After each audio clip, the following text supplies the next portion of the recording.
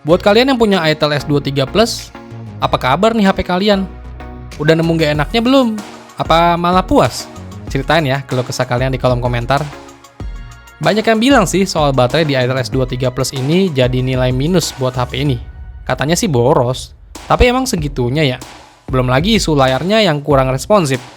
Gimana punya kalian? Ngerasain hal yang sama nggak tuh? Nah, sekarang gue mau ceritain lagi pengalaman gue pakai Itel S23 Plus ini setelah kurang lebih udah 90 harian nih HP bersama dengan gue. Experience apa aja yang udah gue dapetin, dan sebenarnya HP cantik dengan harga terjangkau ini makin worth it nggak sih? Apa makin B aja? Ya udah, sebelumnya kita opening dulu.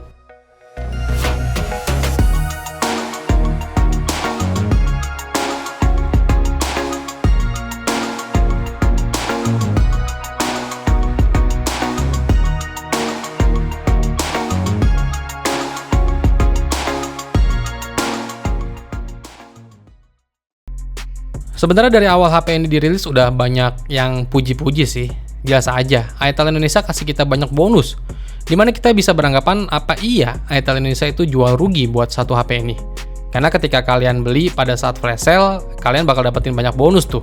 Kayak contohnya yang gue dapet ketika HP ini datang, ada tempered glass yang bentuknya melengkung, terus ada charger 18 watt dan earbuds wireless. Jadi dengan harga 1,8 juta itu udah menang banyak banget.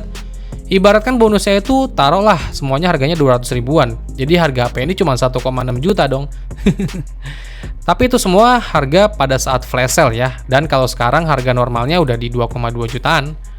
Terus ketika kita lihat HP-nya, desain dari HP ini ya cantik sih. Jadi inget sama HP-HP flagship Samsung.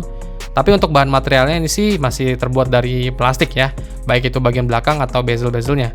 Dan layarnya dari Itel S23 Plus ini juga udah pakai panel AMOLED dengan bentang layar di 6,78 inch. Resolusinya Full HD+. Menurut gua hasil warna layar dari Itel S23 Plus ini udah cakep kalau buat nonton. Warnanya itu keluar, saturasinya emang agak ngegonjreng banget. Layarnya ini punya tingkat akurasi warna yang over saturasi sih menurut gua.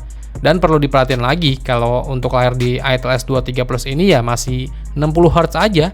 Jadi kalian yang biasa pakai layar yang udah 90 atau bahkan 120 Hz itu pasti bakal kerasa banget bedanya.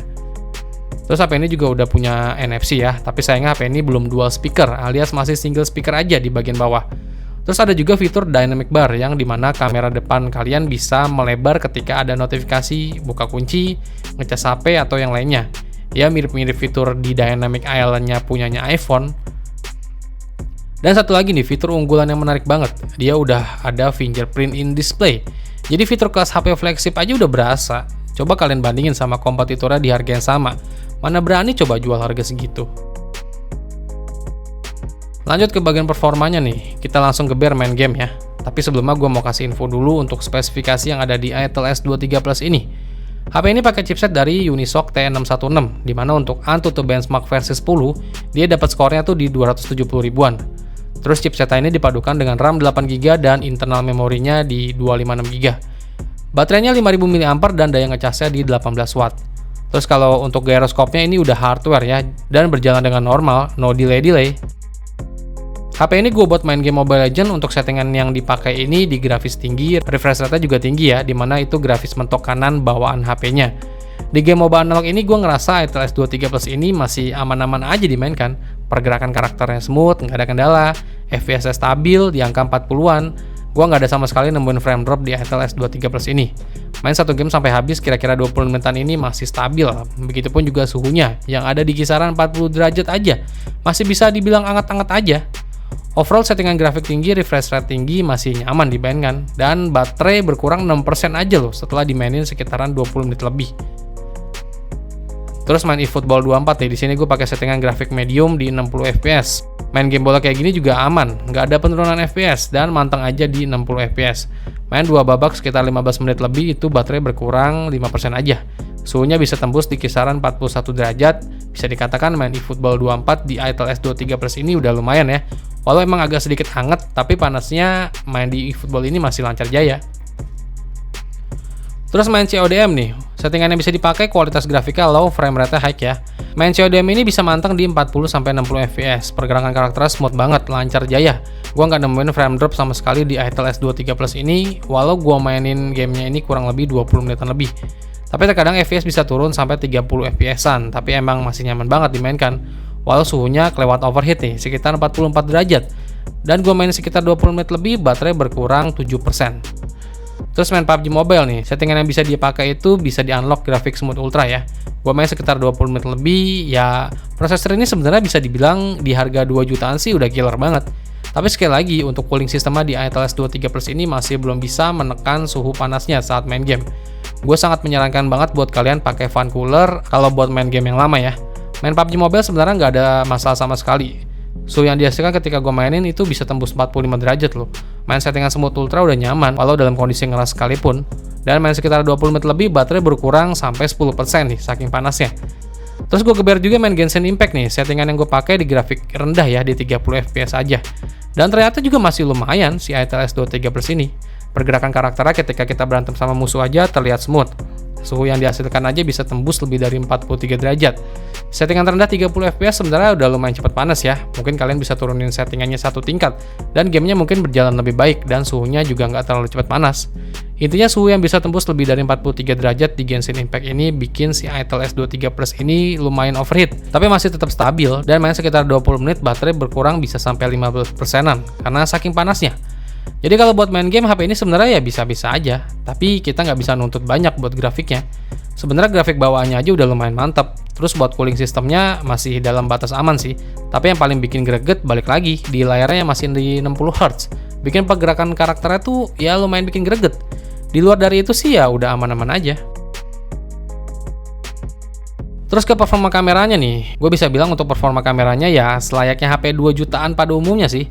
Resolusi kamera utamanya di 50 megapiksel, ditemani sama satu lensa gimmick, dan kamera depannya itu 32 megapiksel. Dan buat hasil foto dari Itel S23 Plus ini, yang penting detailnya masih cukup, terus highlightnya pas, dan saturasinya agak sedikit ngegonjang sih udah pas banget buat upload ke sosmed.